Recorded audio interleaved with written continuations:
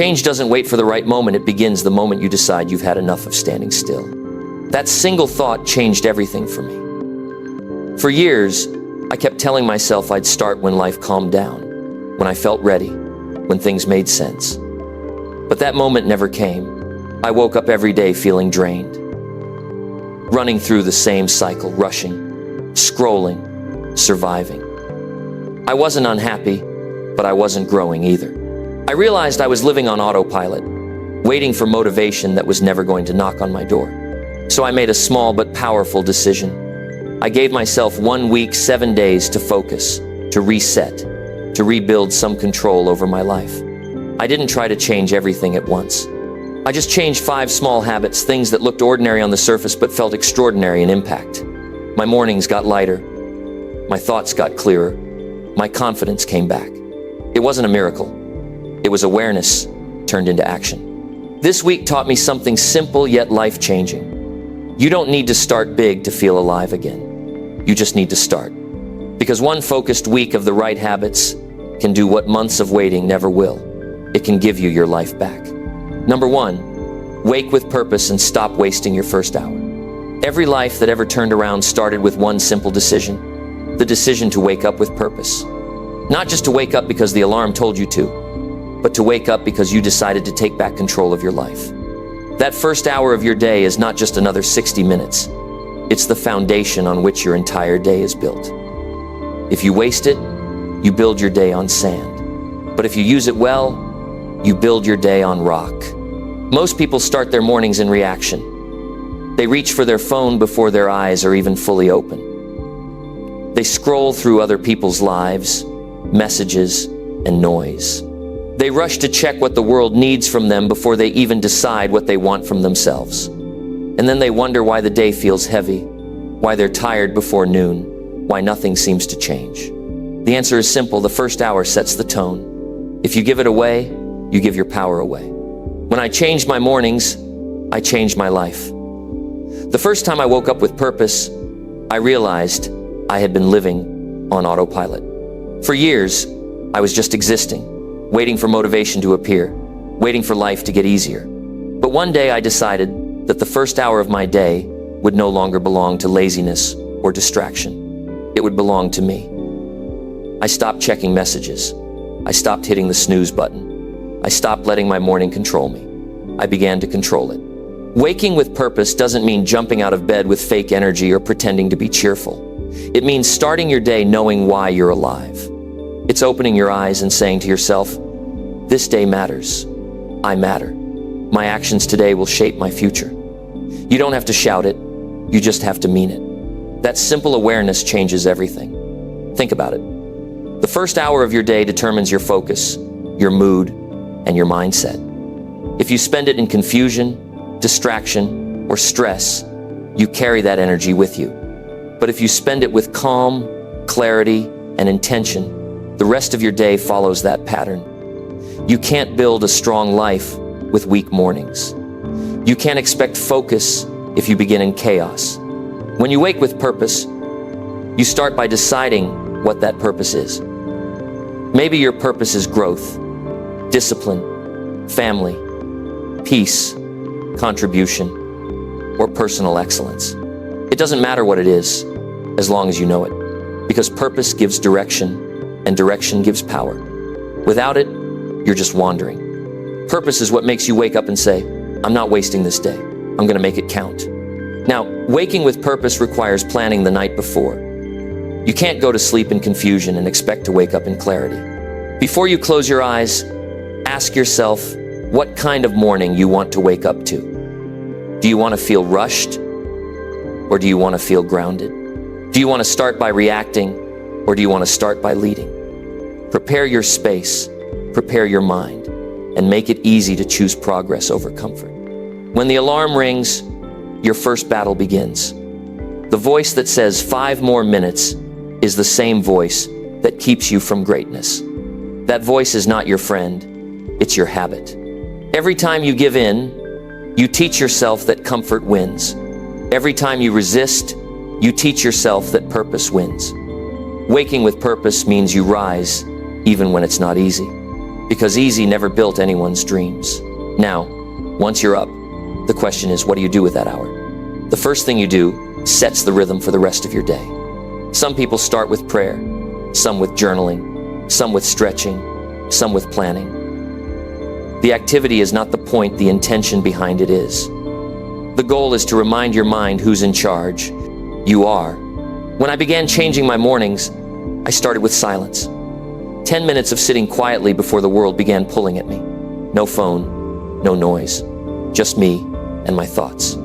At first, it was uncomfortable. The silence felt strange, but after a few days, it became the best part of my day. I began hearing myself again, the part of me that wanted change, that wanted better, that wanted peace. Then I started writing down 3 things I wanted to focus on that day. Not 20, not a full page, just 3. Something simple, something achievable, something important. That small act gave my day direction. I wasn't just reacting anymore, I was creating. The mind loves clarity. When you give it clear orders, it obeys. When you feed it confusion, it freezes. After that, I moved my body. Not a full workout, just a few minutes to remind myself that I'm alive. Movement wakes the mind. It clears the fog. It builds momentum. Most people wait to feel motivated before they move. That's the mistake. Movement creates motivation, not the other way around. Once your body moves, your energy rises, and you begin to think differently. And then I'd take a moment for gratitude. Not the vague, I'm grateful for everything, but specific things like the roof over my head, the people I love, the chance to try again today. Gratitude doesn't erase problems, but it changes how you see them.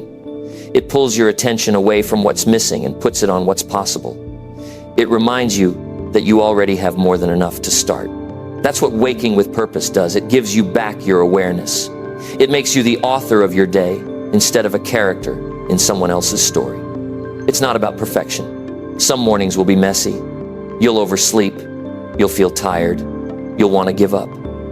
But even then, remind yourself that every time you choose purpose over comfort, you strengthen your character.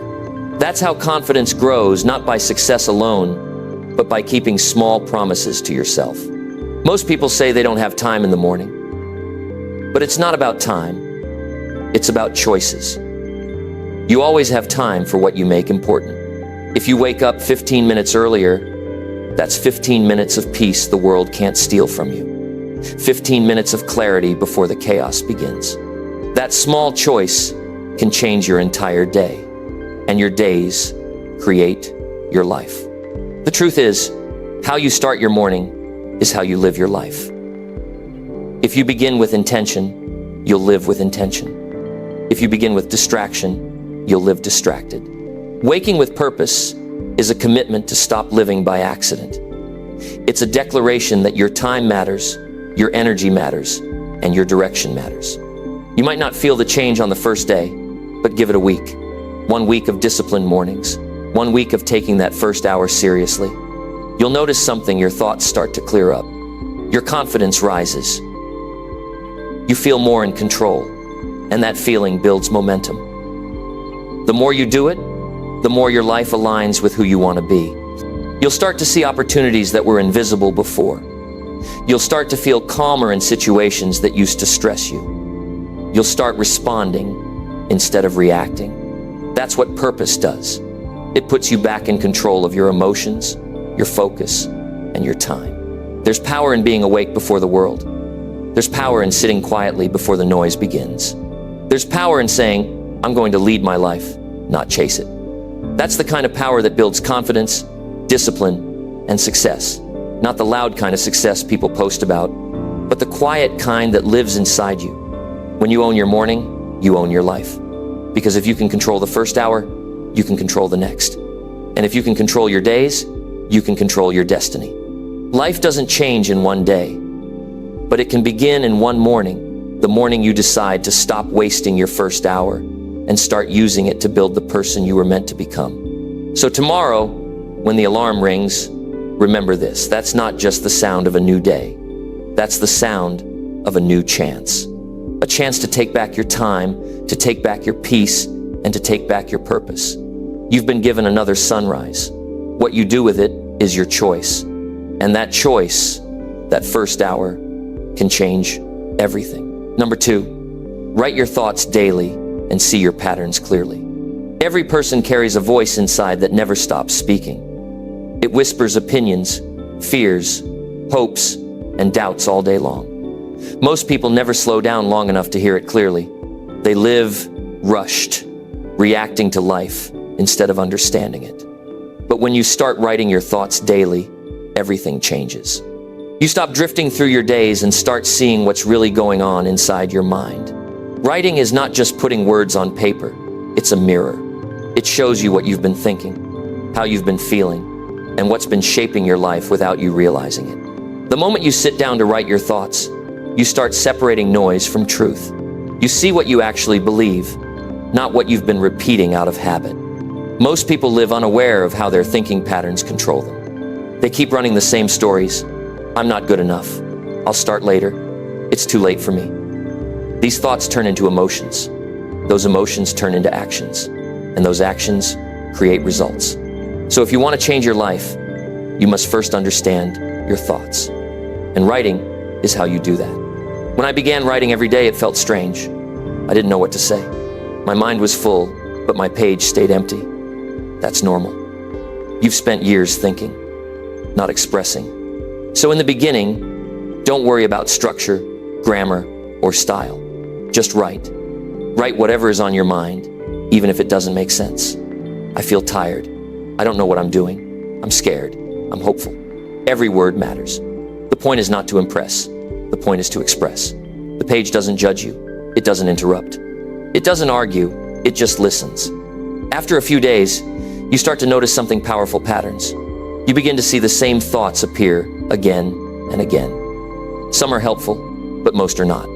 You'll realize how often you worry about the same things, how you replay past mistakes, how you underestimate your ability. You'll see how often you talk yourself out of growth. That awareness alone is worth gold. Because once you see your pattern, you can change it. You can't change what you don't understand. Writing gives you that understanding. There's a reason people feel stuck even when they work hard. They're fighting the surface, not the source. They're trying to fix actions while ignoring the thoughts behind them. You can change your schedule, your goals, your environment, but if your thinking stays the same, your results will too. Writing helps you go deeper. It exposes your mental habits, the ones that make you delay, fear, or quit. It makes the invisible visible. When you write daily, you build a relationship with yourself. You start to notice what triggers you, what inspires you, what drains you, and what lifts you. You begin to understand why certain days feel lighter, why certain conversations leave you tense, and why certain habits repeat.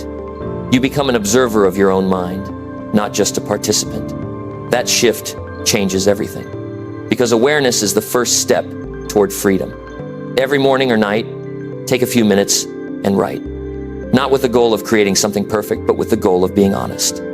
Honesty on paper is healing. It clears your mind the way deep breathing clears your lungs. The moment you write what you feel, the emotion starts to lose its control over you. That's why people who write through pain often heal faster. They don't carry it in silence. They release it through words. When you keep your thoughts trapped in your head, they grow heavier. They spin around, multiply, and distort reality. But when you write them down, they shrink. You see them for what they really are, just thoughts, not truths. And that's an important distinction. Just because you think something doesn't mean it's real. Writing gives you distance. It allows you to examine your thinking instead of drowning in it. One of the biggest benefits of writing daily is clarity. Most confusion comes from unorganized thoughts. When your mind is cluttered, your actions follow the same pattern, scattered, inconsistent, and unfocused. But when you write, you sort through the noise. You begin to see what matters and what doesn't. You learn to separate emotions from facts. That clarity leads to better decisions, calmer responses, and deeper confidence. Some days, your writing will be calm and thoughtful. Other days, it'll be messy, emotional, even angry. That's okay. Each page serves a purpose. You're not writing for perfection. You're writing for truth. You're writing to understand the real you, not the version you show the world, but the one who feels everything and sometimes doesn't know why. Every line is progress. Every word is a step closer to awareness. Over time, you start to see growth written in your own handwriting. You'll flip through pages and realize how much you've changed. The fears that once consumed you are smaller. The goals that once seemed impossible are closer. You'll see how your mindset matured, how your emotions stabilized, how your confidence grew. That's what writing gives you, visible proof of inner growth. It's not just mental progress, it's recorded evolution. Writing also trains your focus. In a world full of noise, sitting down to write is an act of discipline. It forces your attention inward. You stop reacting to the world and start reflecting on it. You become aware of how you respond to life, not just what happens to you. That self-awareness gives you emotional control. You stop being led by impulse and start choosing your responses consciously. If you struggle with anxiety or overthinking, writing is one of the most effective ways to calm the mind. When you put your thoughts on paper, you take them out of your head where they swirl endlessly. Once they're written down, your brain relaxes. It no longer needs to keep replaying them. You've captured them. They're contained. That's why people often feel lighter after journaling. It's not magic, it's psychology. The mind seeks closure, and writing gives it that. Another advantage of writing your thoughts daily is that it makes your goals real. You might have dreams floating in your head, but until you write them, they're just wishes. Writing forces commitment. It transforms vague desires into clear intentions. When you write, "I want to improve my health," it's an idea. But when you write, "Tomorrow I will walk for 20 minutes after work," it becomes a plan. The pen is a tool of direction. It turns confusion into structure. And don't underestimate the emotional power of seeing your thoughts outside of you. It's humbling and empowering at the same time. You might read something you wrote a week ago and think, "Did I really believe that?" That's how growth works. Awareness exposes illusions. The more you write, the more honest you become. You start catching your excuses faster. You stop lying to yourself.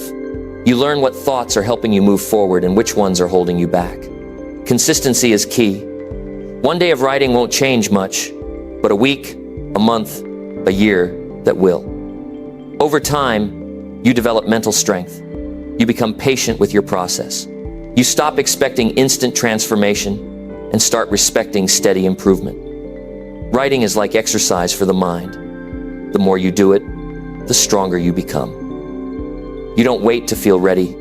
You show up every day, even if it's just a few lines. To make this habit stick, set a time and protect it. Maybe it's 5 minutes in the morning or 10 minutes before bed. Use a notebook that feels personal. Keep it private so you can be fully open. Don't worry about spelling, grammar, or how it looks. This is not a performance. It's a practice. You're not writing to show anyone. You're writing to see yourself. You'll notice your emotional patterns too. Maybe you get frustrated easily when plans change. Maybe you procrastinate because you fear failure. Maybe you compare yourself too often. Writing reveals these patterns without judgment, and when you see them, you can ask better questions. Why do I react this way? What am I avoiding? What would I rather believe? These questions create growth. The page becomes your private teacher. Over time, writing develops emotional maturity. You stop being driven by temporary moods. You learn to pause and reflect before reacting. You recognize when your old habits try to come back. You begin to understand that most of your struggles are not with the world, but with your own thinking. Writing turns emotional chaos into emotional intelligence. There's also a hidden gift in writing your thoughts. You start appreciating small details. When you reflect on your day, you notice moments you would have ignored. The way sunlight came through the window, the kind words from a stranger, the quiet satisfaction after finishing something difficult. You start living more fully because you're paying attention. Awareness expands gratitude, and gratitude makes life richer. Some people say they don't know what to write about. The truth is, it doesn't matter. Write about what you feel, what you noticed, what you want to understand. Write about what's bothering you, what excites you, or what confuses you. Some days you'll write a lot. Some days you'll write just a few sentences. What matters is consistency. It's about showing up for yourself. As the days go by, you'll start trusting yourself more. You'll realize you don't need external motivation as much because your thoughts guide you. You become your own coach. You begin to recognize your progress and respect your process. That builds quiet confidence, the kind that doesn't need approval. And then something deeper happens. You begin to live more intentionally. You stop letting random thoughts push you around. You think before you speak, before you act, before you react. You start aligning your actions with your values. That's what self-awareness does. It turns chaos into clarity. One day, you'll look back at your old pages and smile. You'll see a person who was learning, struggling, trying, and growing. You'll see strength where there was confusion and peace where there was frustration. You'll realize that every page you wrote was shaping a new version of you. That's the real reward, not just understanding your patterns, but rewriting them. Writing your thoughts daily is not just a habit. It's a way to take charge of your inner world. It's how you clean the clutter of your mind and make space for growth. It's how you meet yourself every day, not the version you show others, but the one who thinks, feels, and hopes in silence. When you see your patterns clearly, you gain freedom. You stop being trapped by thoughts you didn't choose. You start living by thoughts you create. That's how transformation begins, one honest page at a time. Number 3, speak honestly with others and drop your hidden masks. Every person wears a mask, and most of the time, they don't even realize it. They smile when they want to cry. They agree when they want to say no. They pretend to be fine when their world is falling apart. They hide their truth behind politeness, fear, or pride. But the moment you start speaking honestly with others, you begin to breathe again. You stop carrying the weight of pretending. You stop acting for approval. You start living for truth. There comes a point in life where pretending becomes exhausting. You realize that no one really knows you. They only know the version you allow them to see. You've hidden behind words that keep the peace, but silence your spirit. You've agreed to things you didn't want just to avoid rejection. You've smiled through pain just to appear strong. But the truth is, every time you do that, you lose a piece of yourself. Honesty is not just about telling the truth. It's about choosing freedom.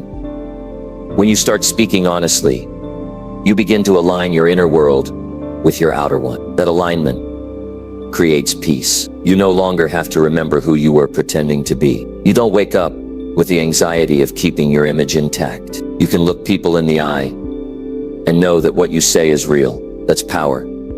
Quiet, grounded power that comes from truth. Most people hide because they're afraid of being judged or misunderstood. They fear that if others saw who they really are, they wouldn't be accepted. But what's worse, being accepted for a mask or being respected for your truth. You might lose some people when you start speaking honestly, but you'll find the ones who belong in your life. Truth filters your relationships. It keeps the real ones and removes the fragile ones. When I started being honest in conversations, something surprising happened. People started trusting me more. Honesty creates connection. It opens a space for real understanding. When you say what you truly think and feel, even if it's uncomfortable, you invite others to do the same. The world doesn't need more polite conversations. It needs more genuine ones, because truth heals. Pretending hurts. Speaking honestly doesn't mean being harsh or rude. It means being real with kindness. It's telling someone, I don't agree, without anger. It's saying I'm hurt, instead of pretending you're fine. It's admitting, I don't know, when you don't have the answers. That kind of honesty builds trust. People may not always like what you say, but they'll always know where you stand. One of the hardest truths to admit is how much we hide behind our masks. We wear them at work, in relationships, even at home. We hide behind I'm okay when we're not. We say it's fine when it's not. We play roles because we fear the consequences of truth. But those masks don't protect us. They trap us. They disconnect us from others and from ourselves. The longer we wear them, the heavier they become. Real growth begins when you decide to drop the act. You start telling the truth, not just to others, but to yourself. You admit what you really want, what you really feel, what you're really afraid of. Self-honesty is the foundation of all external honesty. You can't speak truthfully to others if you're still lying to yourself. That means acknowledging the parts of you that you've avoided, the insecurities, the mistakes, the regrets. Facing them doesn't make you weak. It makes you whole. Honesty requires courage. It takes courage to tell your friend that their words hurt you. It takes courage to admit that your job no longer fulfills you. It takes courage to say that you're struggling, that you're lost, that you need help. But every time you choose truth over avoidance, you grow strong. Courage doesn't always roar.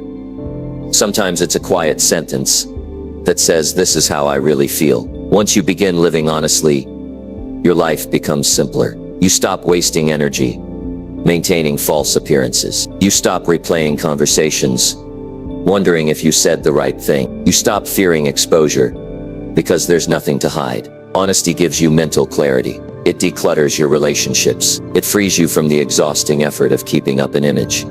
Many people think they have to be perfect to be accepted. They hide their flaws because they believe vulnerability is weakness. But the truth is, people connect through vulnerability, not perfection. When you share your real story, your mistakes, your lessons, your truth, you give others permission to do the same. That's how relationships deepen. That's how communities become real. That's how you build a life filled with meaning instead of appearances. When you speak honestly, you also start respecting your own voice. You stop shrinking to fit others' expectations. You stop editing yourself to please the crowd. You begin to realize that your truth is valuable, even if it's not popular. Honesty teaches you self-respect. It reminds you that silence in the face of dishonesty is its own kind of lie. But here's something important.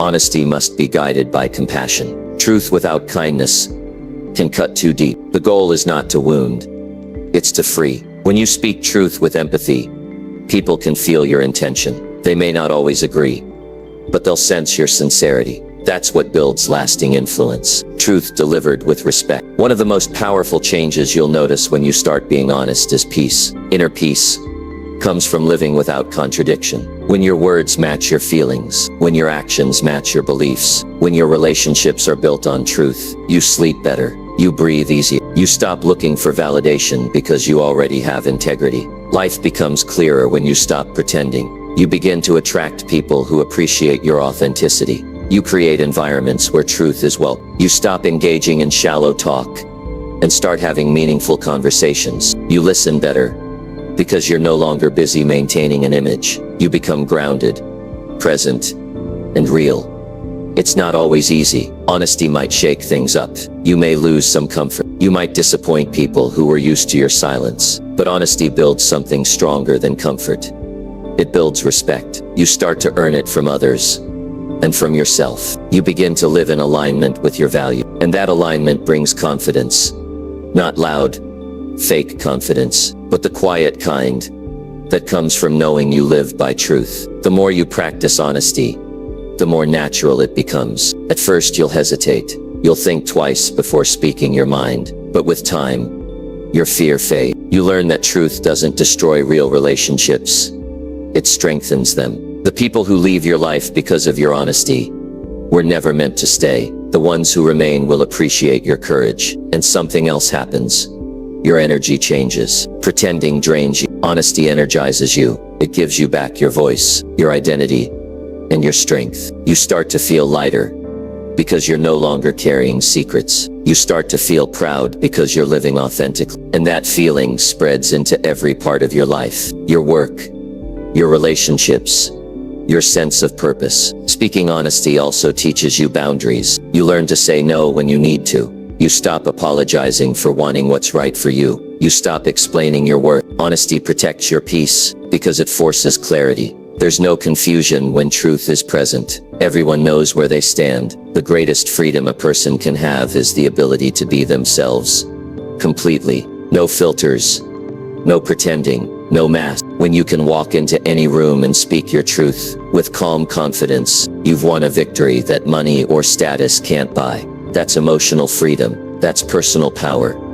At the end of the day, Honesty is not just about communication. It's about self-respect. It's about saying, I will no longer live behind walls I built out of fear. It's about giving the world your real self, not a polished version. It's about trusting that truth, no matter how uncomfortable, will always lead to peace. So decide today to speak honestly with others and drop your hidden masks. Start small. Be truthful in one conversation. Admit one thing you've been holding back.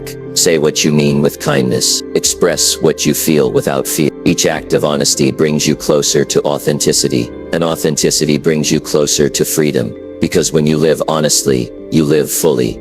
And there's no mask in the world worth trading that for. Number 4, plan your day nightly to wake with direction again. There's something powerful about closing your day with intention. Most people go to bed carrying unfinished thoughts, scattered plans, and unspoken worries.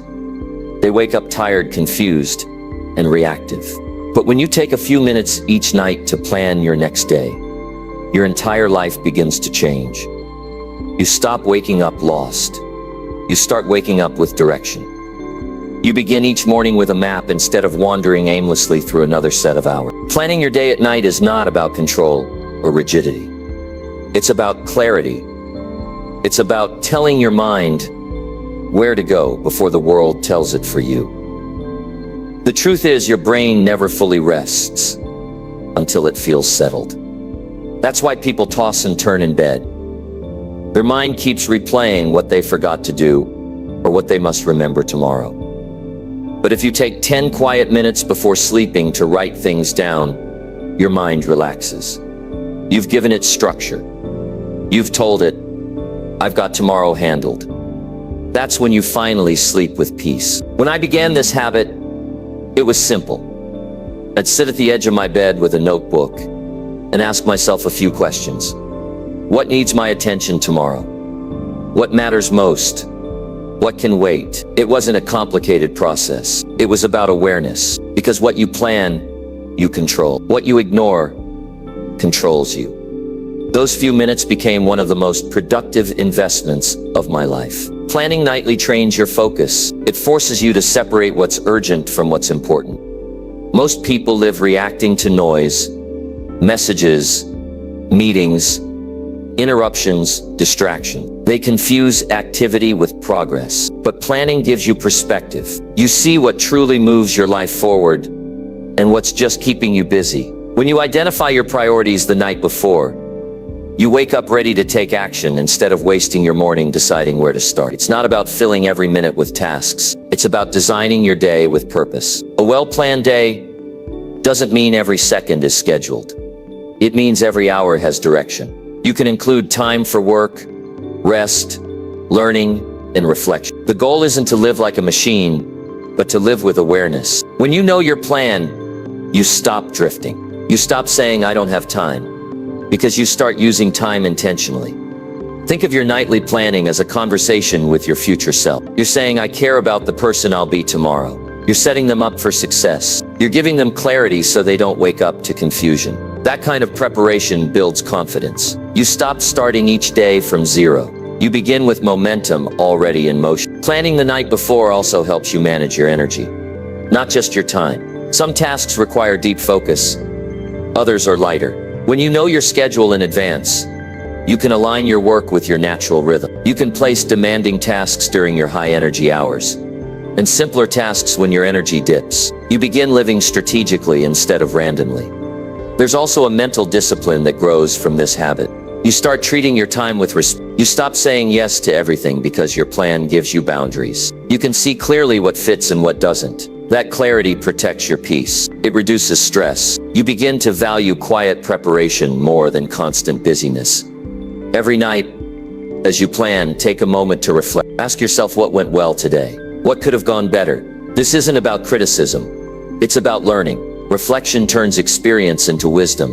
When you understand what worked and what didn't, you make better choices tomorrow. Over time, this reflection compounds into personal mastery. You'll notice that planning your day nightly brings a calm kind of confidence. You no longer wake up rushing or guessing. You open your eyes knowing exactly what matters. That sense of direction creates a quiet power. It keeps you steady even when life throws surprises your way. You adapt better because you begin from a place of structure. The best time to plan is right before bed, when the world is quiet. Your mind is naturally reflective at that hour. Keep it simple. Write down your top 3 priorities. One small task for personal growth, and one thing you'll do for your well-being. You don't need a long list, just clarity. Too many goals create confusion. Few clear goals create action. As you make this a habit, your relationship with time changes. You stop chasing it. You start using it wisely. You realize that productivity is not about speed.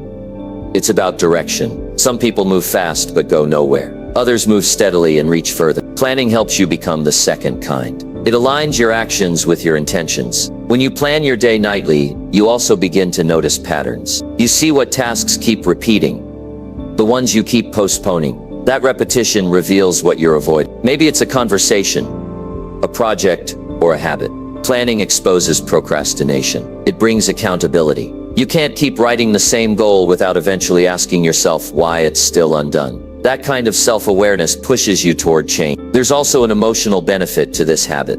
Planning your next day brings closure to the current one. You stop carrying unfinished business into your sleep. You end your day intentionally, which signals to your mind that it's safe to rest. You'll find your sleep deeper, your mornings calmer, and your energy more stable. It's not just about productivity, it's about mental peace. If you ever feel overwhelmed by life, start here. Sit down each night, breathe, and plan tomorrow. It doesn't matter how chaotic today was. You always have the power to create order for the next one. That's how you regain control. Not through massive leaps, but through consistent preparation. When you wake with direction, your confidence grows. You feel like the leader of your life again, not a passenger. Sometimes people resist planning because they think it limits spontaneity. But real freedom doesn't come from doing whatever you want, whenever you want. Real freedom comes from knowing your path and moving toward it with intention. Planning doesn't cage you, it guides you. It helps you say yes to what matters and no to what doesn't. That's real liberation. In time, this habit becomes second nature. You'll begin to crave that moment of nightly organization because it gives your day structure and your mind peace. You'll realize that success is not about dramatic moments, but about small, consistent actions. The 10 minutes you spend planning your next day might seem small, but over a month, that's hours of clarity. Over a year, it's transformation. You'll start waking up differently. Instead of reaching for your phone or rushing out of bed, you'll know exactly where to begin. That simple change shifts your mood. You'll feel composed, ready, and in control, and that energy will flow into everything else. Your conversations, your work, your relationship. You'll stop surviving your days and start shaping them. There's something deeply satisfying about ending your day, knowing tomorrow is already set in motion. It gives you a sense of leadership over your life. You're not waiting for the world to dictate your pace. You've decided your direction. That kind of preparation turns ordinary people into extraordinary achievers. Because success doesn't happen by chance. It happens by design. When you go to bed tonight, don't scroll your phone until you fall asleep. Take a few minutes to write your plan. Ask yourself, what will make tomorrow meaningful? Then write it down. The act itself is simple, but the impact is profound. You'll wake up lighter, focused, and as you repeat it day after day, your life will begin to take a new shape, one built on intention, purpose, and steady direction. So plan your day nightly and wake with direction again. Treat it as a promise to yourself. Each evening, draw a small map for the next sunrise. That single habit will keep your mind clear, your goals sharp, and your spirit grounded. Because the people who plan ahead don't just move through life, they lead it. And that's where transformation truly begins. Number 5. Limit screen time daily and feel your focus return. There's a quiet war happening every day, and most people don't even realize they're losing it. It's the battle for attention. Your mind, your time, and your focus are constantly being pulled by screens that never stop. The truth is, technology is not the enemy. The problem is how it's used. When your screen starts to own your attention, your thoughts stop belonging to you. Limiting screen time daily is not about rejection. It's about reclaiming your focus, your clarity, and your presence. The average person spends hours scrolling through endless updates, videos, and messages. Each swipe gives a tiny hit of excitement, but it leaves behind a larger emptiness. You think you're relaxing, but you're actually exhausting your mind. You think you're connected, but you're drifting further from yourself. The more time you spend reacting to notifications, the less time you spend creating anything meaningful. And the worst part, you don't even notice how much focus you've lost until it's gone. When I decided to limit my screen time, I didn't realize how much noise I had been living with. Every spare second was filled, waiting in line, eating lunch, sitting in silence. The moment I felt even a little stillness, I'd reach for my phone. It wasn't about entertainment anymore. It was about avoiding being alone with my thoughts. That realization hit hard. We use screens not just to distract ourselves from boredom, but to escape ourselves. When you finally turn it off, you begin to meet yourself again. The first few days without constant scrolling feel strange. Your hands reach for your phone out of habit. You feel restless, almost anxious. That's because your brain has been conditioned to expect constant stimulation. But when you push through that discomfort, something amazing happens. Your mind starts to quiet down. You begin noticing things again. Sounds, ideas, feelings that had been buried under noise. Focus slowly returns. Limiting screen time isn't about cutting yourself off from the world.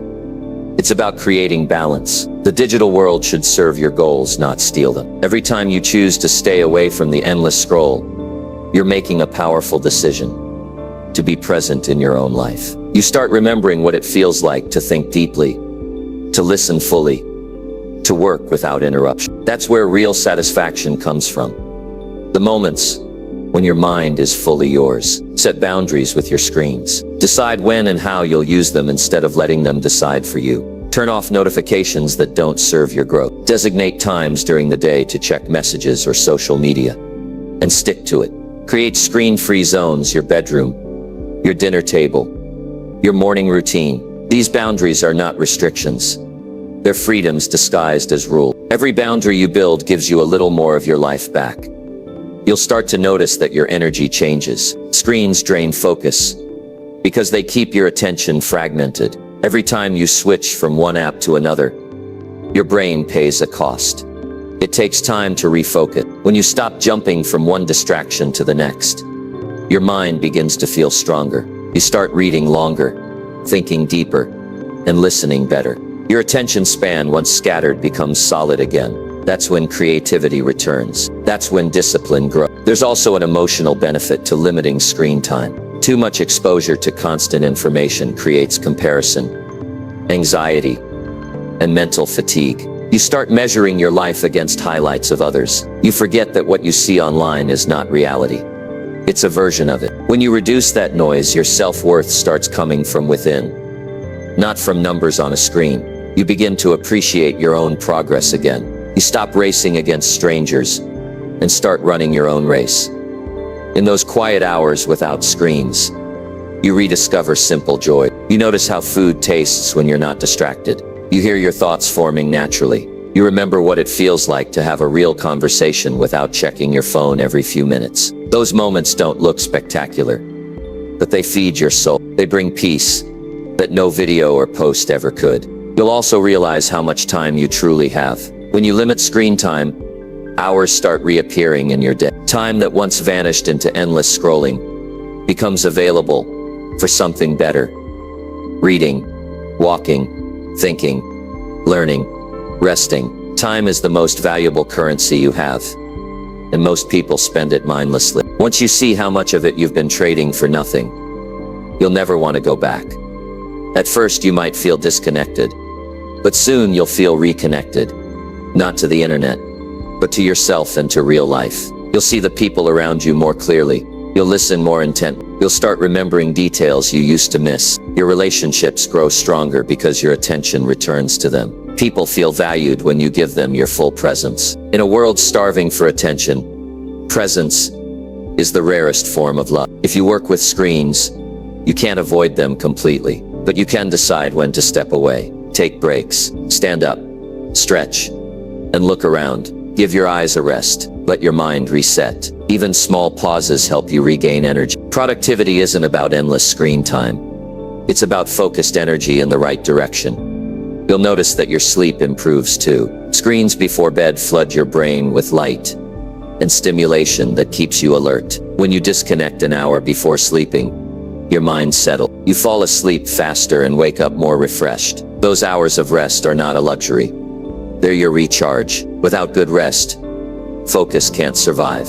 The more you practice this, the more you'll realize how powerful attention really is. Focus is the foundation of all achievement. You can't build skills, relationships, or dreams without it. Every app, every platform, every alert is designed to fragment that focus. Because your attention is valuable.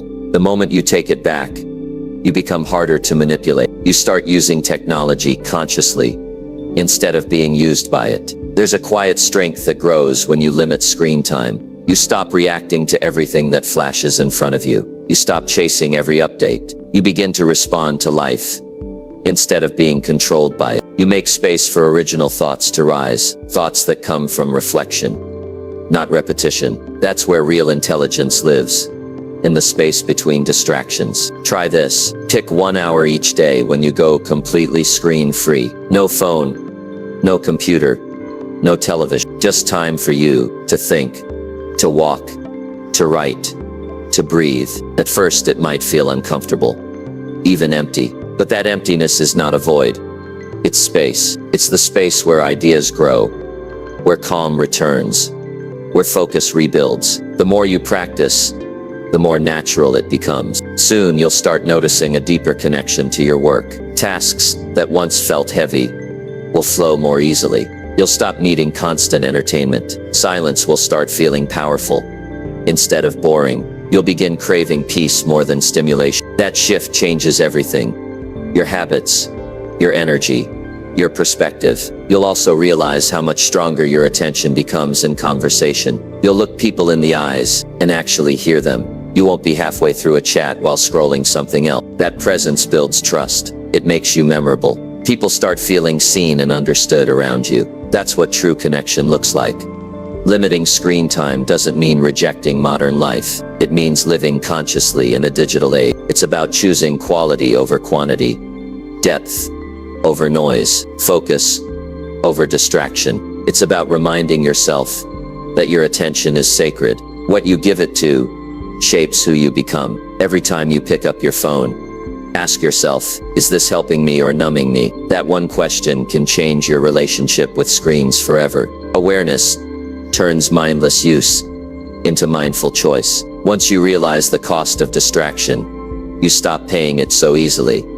In the end, this habit is not about restriction. It's about liberation. When you limit screen time daily, you rediscover what it feels like to think clearly, work deeply, and live fully. You start noticing life as it happens, not just through a lens. You begin to feel present again, and presence is the foundation of peace. Your focus is your greatest power. Don't trade it for temporary stimulation. Protect it like something priceless, because it is. When you take back your attention, you take back your time. When you take back your time, you take back your life. Turn off the noise, look up, feel your focus return, and remember what it feels like to be truly alive again. Number 6, start meaningful conversations and rebuild your human connection. In a world filled with noise, messages, and endless online chatter, people have forgotten what real connection feels like. We scroll past faces, we double tap on photos, we reply with quick emojis. But deep down, we're starving for something real. We crave genuine conversation, the kind that makes us feel seen, understood, and alive. Starting meaningful conversations is not just about talking. It's about remembering how to be human again. It's about rebuilding the bridge that screens, busyness, and fear have quietly burned down. Most people today live surrounded by others, yet feel completely alone. We sit beside each other at dinner, but look at our phones. We talk every day, but we rarely say anything that matters. Our words have become surface level, safe, predictable. How are you? I'm fine. But inside, people are carrying stories, emotions, and struggles that never get spoken. Real conversations are disappearing, replaced by polite exchanges that leave us empty. That's why this habit, starting meaningful conversations, can transform your life faster than you think. Meaningful conversation is not about being interesting. It's about being interested. It's not about saying something impressive. It's about being fully present. When you give someone your attention, real, undivided attention, you give them something rare. You make them feel important, and in return, you feel connected. That's the quiet power of human interaction. It fills both hearts at once. When you begin to talk openly and deeply with people, you start seeing beyond their roles and appearances. You see the person behind the job title, the smile, the man. You hear their fears, their dreams, their pain, their joy. Every time you connect on that level, you're reminded that we're all fighting battles, hoping for love and searching for meaning. That realization builds empathy. It replaces judgment with understanding and loneliness with belonging. But to reach that level of conversation, you must first be willing to go first. Don't wait for others to open up. Take the lead. Ask questions that go beyond routine. Instead of how's work, ask what's been inspiring you lately. Instead of how was your desk, what made you smile today? Simple shifts in language change the depth of connection. People open up when they feel someone truly cares. To start meaningful conversations, you must also practice the art of listening. Real listening is not waiting for your turn to speak. It's being quiet enough to hear not only the words, but the feelings behind them. It's paying attention to pauses, tones, and expressions. Most people listen to reply. Few listen to understand. But the moment you start listening with empathy, you'll feel something shift. People begin to trust you. They sense your sincerity. And that trust becomes the foundation of genuine relationships. The beauty of deep conversations is that they don't always have to be serious. They can be lighthearted, joyful, or full of laughter. As long as they're real, it's about showing up as yourself, without pretending, without trying to impress. Authenticity is magnetic. When you speak honestly, others feel safe to do the same. Vulnerability breaks walls faster than charm ever could.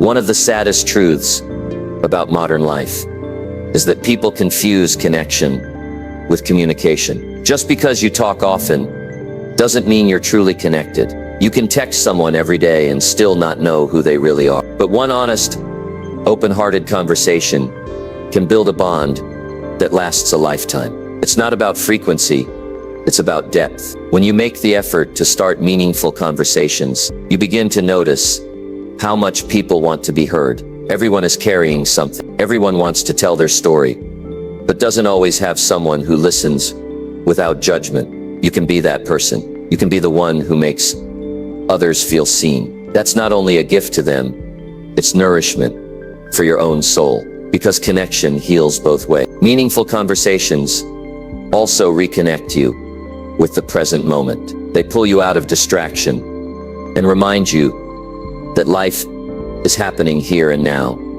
in voices, laughter, and shared silence. When you sit across from someone, look them in the eye, and truly engage, you stop drifting. You feel grounded again. You realize that human warmth is more powerful than any digital interaction. When I started practicing this habit, I noticed my relationships change. People who used to speak to me casually began opening up in new ways. I learned things about friends and family I never knew before. Simple conversations turned into moments of truth and healing. And I realized that most of the distance between people is not emotional, it's conversational. We just don't talk enough. Not really. To rebuild your human connection, begin small. Ask deeper questions. Listen with full attention. Put your phone aside when someone's speaking. Share stories that matter.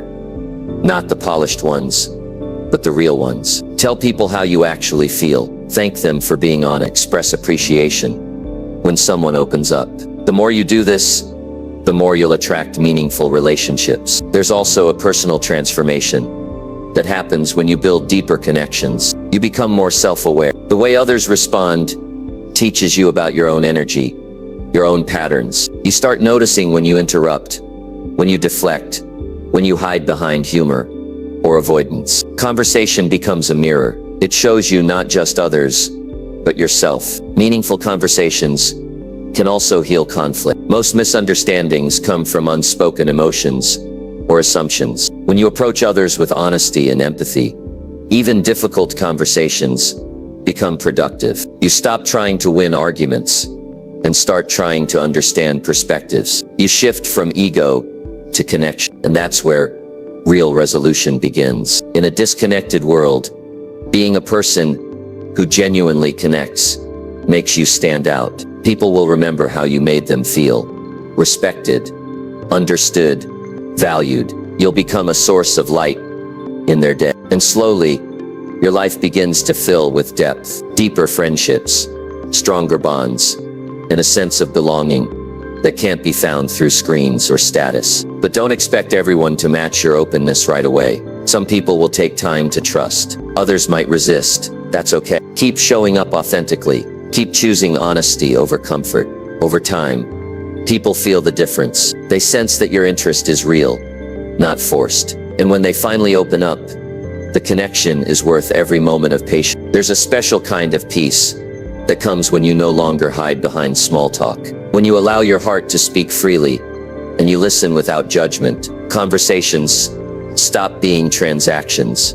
They become experiences. You begin to feel alive in them. You laugh deeper, feel more, and remember that human interaction is one of the purest forms of joy. We were not designed to live disconnected. We are wired to relate, to share, to communicate deeply. Every meaningful conversation you have strengthens that part of you that craves truth and closeness. You stop feeling isolated because you remember that we're all connected by the same emotions: love, fear, hope, and longing. Start meaningful conversations every day. Ask real questions.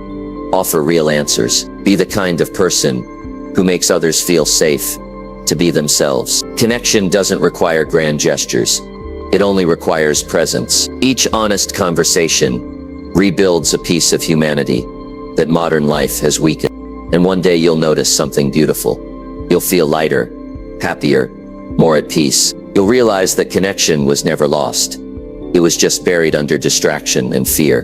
The moment you start speaking from the heart, you dig it back up.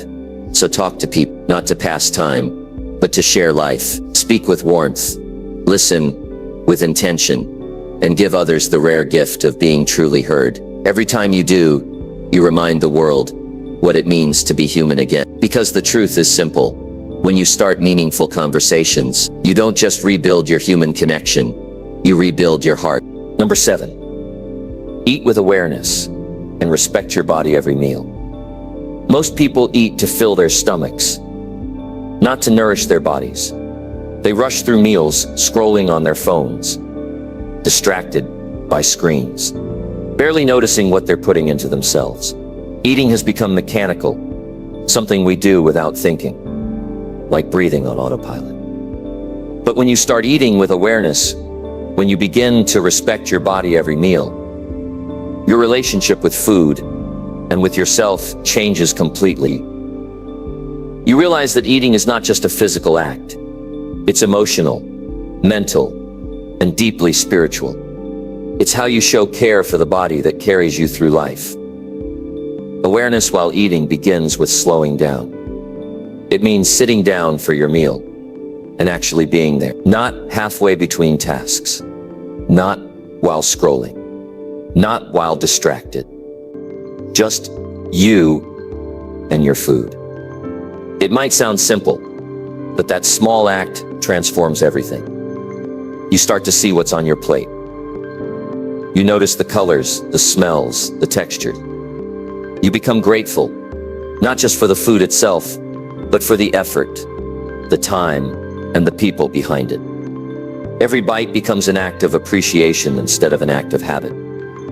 When you eat with awareness, you begin to listen to your body again. Most people have forgotten how to do that. They eat when they're bored, stressed, or lonely. They confuse emotions with hunger. But your body always knows what it needs. It's your mind that gets in the way. If you slow down, you'll start to hear its signals again. The subtle feeling of true hunger, the satisfaction of being full, the sense of energy after eating something wholesome. You'll start noticing how your body reacts to certain foods. Not through guilt or judgment, but through understanding. Respecting your body during meals is about more than what you eat. It's about how you eat. It's about the energy you bring to the table. If you eat in a rush, your body stays in a state of stress, which makes digestion harder. If you eat while anxious, your body absorbs that tension. But when you sit with calm, when you chew slowly and breathe deeply, your body receives food differently. You digest not just nutrients, but peace. Food becomes fuel that strengthens, not something that weighs you down. Eating with awareness also teaches discipline. It helps you break free from impulsive habits. When you slow down, you start to ask better questions before you eat. Am I truly hungry? Am I just trying to avoid a feeling? Will this make me feel better or worse after? That level of honesty changes your decisions. You stop treating food as a quick fix for emotional discomfort and start treating it as nourishment for the long run. That's where self-respect begins, in the choices you make when no one is watching. There's also a deep emotional connection between eating and self-worth. When you eat carelessly, you send your body the message that it doesn't matter. But when you take time to prepare, to sit, to savor, you send the message that you are worth care and attention. Every meal becomes an act of self-love. You stop punishing yourself with food and start supporting yourself with. You begin to see that the way you eat reflects the way you live. Rushed or present, reactive or intentional. One of the simplest yet most powerful changes is to remove distractions during meals. No phone, no television, no laptop, just you and your meal. In the beginning, it might feel strange because you're used to eating with noise, but soon you'll start to notice things you never did before. How your food tastes, how your body responds, how you actually feel when you eat. That presence creates gratitude. It makes you realize how much you've been missing by living in a constant hurry. When you begin to respect your body every meal, you start caring about what you put into it. You don't have to follow extreme diets or rigid rules. You just begin to choose foods that make you feel alive, not tight. You notice how certain meals give you clarity and energy, while others drain you. That awareness leads to natural balance. You stop overeating because your mind and body finally begin to communicate again. You eat until you're satisfied. You stop using food as escape and start using it as support. This habit also extends beyond food itself. It affects how you treat your body in every way. You start to notice when you're tired and need rest. You start drinking more water because you actually feel the difference. You move more because you want to, not because you feel pressured. Awareness turns routine care into genuine respect. You no longer see your body as something to fight against or fix. You see it as something to honor. Eating with awareness also brings you back to the present. The act of tasting, chewing, and breathing anchors you in the now. It reminds you that life is happening in this moment, not on a screen or in the future. That simple act becomes a form of mindfulness. It calms your nervous system. It reduces stress. You start finishing meals with a sense of peace instead of guilt or rush.